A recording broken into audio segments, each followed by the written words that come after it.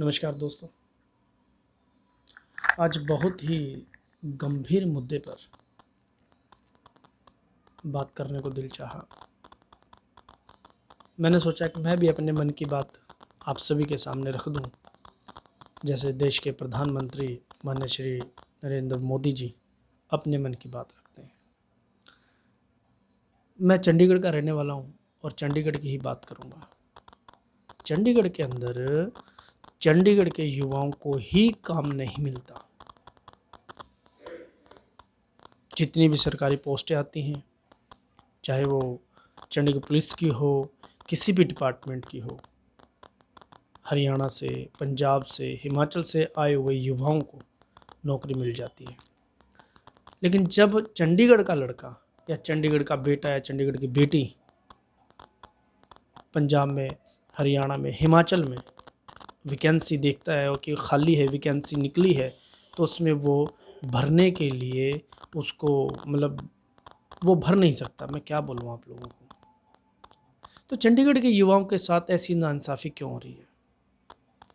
क्या चंडीगढ़ के युवा जिसने यहाँ जन्म लिया है, चंडीगढ़ के बेटे बेटियाँ जिन्होंने अपनी पूरी ज़िंदगी, जिनके माँ बाप का जन्म चंडीगढ़ के अंदर हुआ है, आज उन्हीं बच्चों को सरकारी नौकरी के लिए बड़ी जद्दोजहद करनी पड़ती है। और वो यहाँ के मूल निवासी होने के बाद, इन यहाँ के बाशिंदे होने के बावजूद भी उनको ही यहाँ पर काम नहीं मिलता है।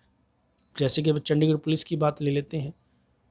एक बारी हरियाणा से भर्ती हो जाती है, एक बारी पंजाब से भर्ती हो जाती है। चंडीगढ़ के युवाओं को तो बस नाम मात्र रखा जाता है एक दो पोस्ट के ऊपर।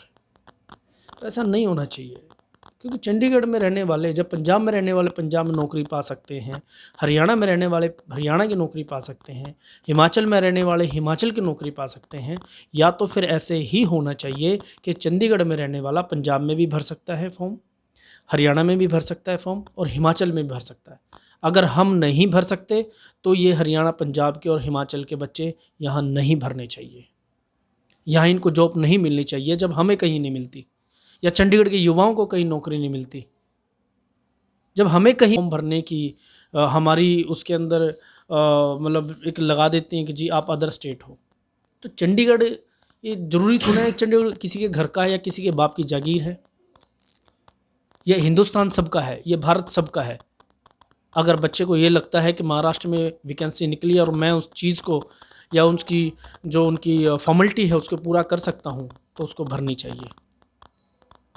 क्योंकि भारत का संविधान सबको हक देता है कि इस देश के अंदर हम कहीं भी जा सकते हैं। तो नौकरी के ऊपर ऐसा क्यों? क्या स्टेट बदल जाती है तो क्या वहाँ के नियम, वहाँ के कानून बदल जाते हैं? तो मैं बड़ा आज किसी से मैं बात कर रहा था, तो बच्चा था कोई, उसने बड़े दिल से मुझे ये बात कही कि मेरी आज उम्र निकलती जा रही है और मैं चंडीगढ़ में, मेरे बाप का जन्म हुआ, चंडीगढ़ में मेरा जन्म हुआ और मैं ही चंडीगढ़ की किसी भी नौकरी में अप्लाई करने के लिए वाजिब नहीं हूँ। पता नहीं क्यों ऐसा चंडीगढ़ प्रशासन हमारे साथ ऐसा क्यों कर रहा है। मेरी उम्र आज 43 हो चुकी है और मेरे हिसाब से मैं बताऊँ आपको, जब चंडीगढ़ में हम 85 में मेरे फादर साहब आए थे, तो हम आज तक देखो, मैं पढ़ाई की बात अगर करूं, एजुकेशन के हिसाब से भी लगा लो या चंडीगढ़ के बाशिंदे होने के बावजूद भी लगा लो, हमें जॉब नहीं मिली। लेकिन आज चंडीगढ़ शहर के अंदर प्राइवेट जॉब को लेने के लिए भी बाहर के लोग हैं, चाहे उसके अंदर PGI 16, 32, म्यूनसिपल कॉरपोरेशन, MOH जितने भी हैं, चंडीगढ़ के बहुत कम युवा हैं, बाहर के ज़्यादा हैं। मैं सरकार से अपील करता हूं, चंडीगढ़ प्रशासन से अपील करता हूं, जो भी मेरी इस वीडियो को देखे, मेरी उन सभी के चरणों में विनती है कि चंडीगढ़ के युवाओं को उनका हक मिलना चाहिए।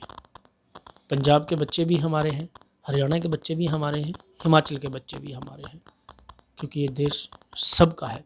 जब वो यहाँ भर सकते हैं तो हमें भी पूरी आज़ादी होनी चाहिए, हमें भी पूरा हक होना चाहिए कि हम पंजाब के सरकारी पोस्टों के अंदर भर सकें, हरियाणा की सरकारी पोस्टों के अंदर भर सकें और हिमाचल की जो सरकारी वैकेंसियाँ निकलती हैं उसके अंदर हम अपने अप्लाई कर सकें।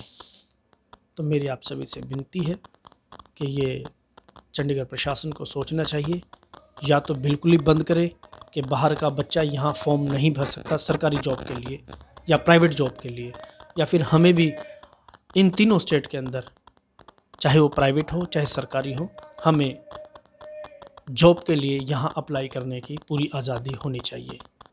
वंदे मातरम।